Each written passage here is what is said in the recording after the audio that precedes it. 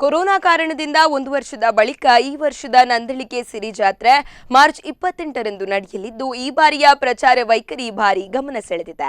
ಈ ಹಿಂದೆ ಮೈಲಿಗಲ್ಲು, ಅಂಚೆ ಕಾರ್ಡ್, ಕೊಡೆ ಇನ್ನಿತರ ಆಕರ್ಷಕ ವಿನ್ಯಾಸಗಳ ಮೂಲಕ ಎಲ್ಲರ ಗಮನ ಸೆಳೆದ ನಂದಳಿಕೆ ಸಿರಿ ಜಾತ್ರೆಯ ಪ್ರಚಾರ ವೈಖರಿ ಈ ಬಾರಿ ಮೈಲುಗಲ್ಲುಗಳ ಜೊತೆ ಕೊರೋನಾ ಜಾಗೃತಿಯ ಮಾಸ್ಕ್ ಮೂಲಕ ಗಮನ ಸೆಳೆದಿದೆ.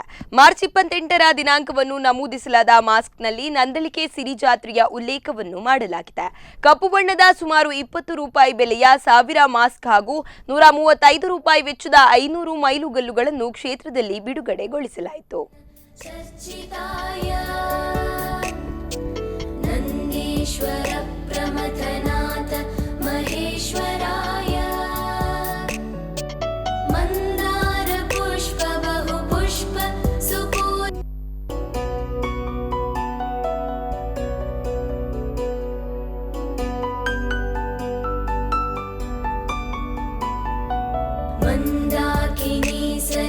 ಚಂದನ ಚರ್ಚಿತಾಯ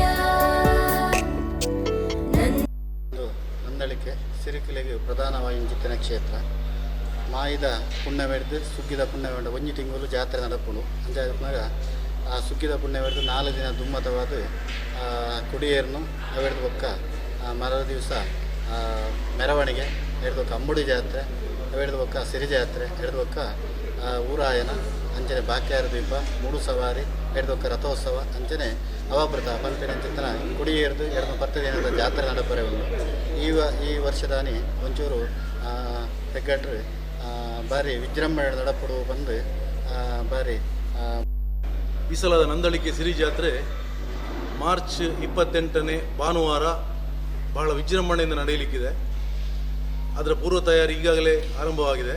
ಮುಖ್ಯವಾಗಿ ನಮ್ಮ ಸ್ವಯಂ ಸೇವಕರು 1,500 ಸಂಖ್ಯೆಯಷ್ಟು ಸ್ವಯಂ ಸೇವಕರು ಹಗಲಿರುಳಿಯನ್ನು ಶ್ರಮಿಸಲಿಕ್ಕಿದ್ದಾರೆ ಈ ಜಾತ್ರೆಯ ಬಗ್ಗೆ. ಮುಖ್ಯ ವಿಶೇಷ ಏನಂತ ಹೇಳಿದರೆ ಈ ಸಲ ಜಾತ್ರೆಯದ್ದು ನಮ್ಮ ಈ ಕೊರೋನಾದಿಂದಾಗಿ ಹೋದ ಸಲ ನಮ್ಮ ಜಾತ್ರೆ ನಡೆಯಲಿಲ್ಲ. ಈ ಸಲ ಭಾನುವಾರ ಮತ್ತು ರಜಾ ದಿನ ಇರೋದರಿಂದ ಭಕ್ತಾದಿಗಳ ಸಂಖ್ಯೆ ಸ್ವಲ್ಪ ಜಾಸ್ತಿ ಆಗಬಹುದು ಅನ್ನೋ ಉದ್ದೇಶದಿಂದ ಈ ಸಲ ನಾವು